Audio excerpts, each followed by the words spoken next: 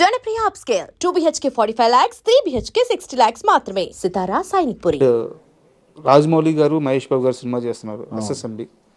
రాలేదా? కాల్ రాలేదా? నాకేం కాల్ రాలేదు. ఏం కాల్ రాలేదు. తెలుసా ఆ సినిమా గురించి ఏమన్నా మీకు? ఎలా ఉండబోతుంది? మస్తు నేను ఎప్పుడు కలవను నేను రాజమౌళి గారిని. మీరు చాలామంది అనుకుంటారు టచ్లో ఉంటారు, ఫోన్ చేసుకుంటారు. అసలు ఆయన నంబర్ కూడా నా దగ్గర ఉండదు. అవునా? ఆయన నంబరు ఉండదు నా దగ్గర. ఎప్పుడు కలుసుకున్నదే లేదు అసలు.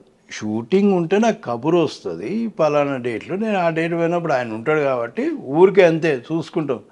హేయ్ ఆటం ఓ సెకండ్ ఇచ్చుకుంటాం.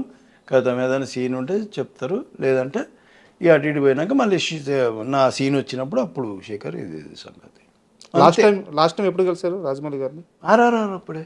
షూటింగ్ అయిపోతే ఇప్పుడు దాకా కలవలేదా? నేను కలవలే ఇంకా. కాల్ కూడా చేయలేదు? లేదు, ఫోన్ నంబరే ఉండవు. నేను ఎప్పుడు కాలే, మాకు ముందు నుంచి అంతే. ఎప్పుడు హ్యాపీ బర్త్డే ఇట్లా మెసేజ్ పెట్టారు కానీ ఏమి లేవు. ముందు నుంచి అంతే.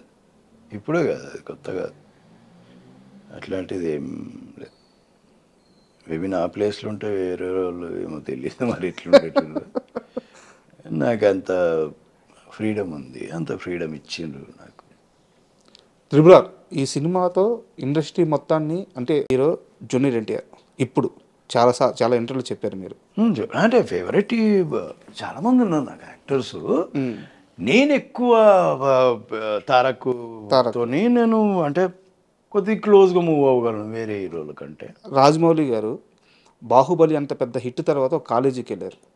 ఆ కాలేజీకి వెళ్ళిన తర్వాత అక్కడ ఒక క్వశ్చన్ వచ్చింది, మీ ఫేవరెట్ హీరో ఎవరు అని చెప్పేసి స్టూడెంట్స్ అడిగారు. కొన్ని వేల మంది స్టూడెంట్స్ ఉన్నారు. ఆ టైంలో ఆయన ఏ బాలీవుడ్ హీరో పేరు చెప్పినా ఓకే అంటారు, ఎందుకంటే అంత పెద్ద హిట్ కొట్టున్నారు. ఏ హాలీవుడ్ హీరో పేరు చెప్పినా ఆయన ఎవరు ఏమి క్వశ్చన్ చేయరు, ట్రోల్ చేయలేరు కూడా. బాహుబలి రేంజ్ అది.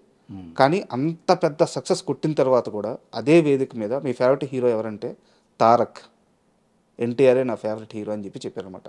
అంత బాండింగ్ ఏంది వాళ్ళిద్దరి మధ్య? అంటే ఫస్ట్ సినిమా నుంచి ఇది ఉంది, మేబీ అదే ఉంటుంది. సో తను కూడా చిన్నపిల్లోళ్ళ వాళ్ళ ఇంట్లో అందరితో కలిసిపోతాడు కాబట్టి తెలియకుండా బాండింగ్ వచ్చేస్తుంది. అసలు ఇద్దరు ఎలా ఉంటారు సార్ సెట్లో? తను ప్రభాస్ అయినా అంతే. ప్రభాస్ తారక్ వీళ్ళు బాగా అంటే కలవడం, ఇంట్లలో కలవడం, అందరిలో కలిసిపోవడం ఇట్లాంటివి బాగుంది.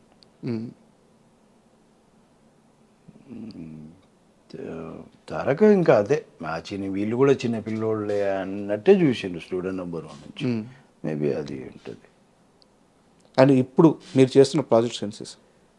నేను ఇప్పుడు ఏం లేదు అని ఒకరు ఇద్దరు అడిగినారు కొత్త సినిమాలు, కొత్త వాళ్ళే, కొత్త హీరోలు. అది సరే మేబీ చేస్తా నెక్స్ట్ మంత్ అంతే. ఏ సీరియల్ జరుగుతున్నాయి. సీరియల్లో ఇప్పుడు జెమినీకి ఒకటి శివంగి అని, జీటీవీకి ఒకటి లక్ష్మీ నివాసం అని,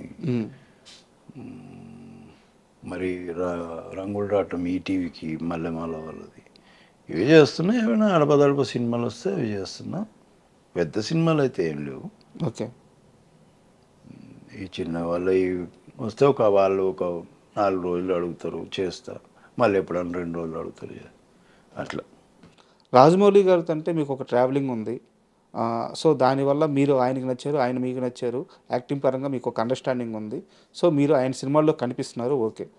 బోయపాటి గారితో మీ అనుబంధం ఏంటి? ఆయన కూడా మ్యాక్సిమం ఆయన సినిమాల్లో మిమ్మల్ని ఉంచుకునేలా చూస్తుంటారు. లేదు అంటే నేను బోయపాటి గారిది లెజెండ్ చేశారు, అఖండ చేశారు. అఖండాలో ఒక చిన్న వేషము. ఇంకా మన కొద్దిగా అంటే మధ్యలో ఒకటి శక్తి అనే సినిమా వచ్చింది కదా, అందులో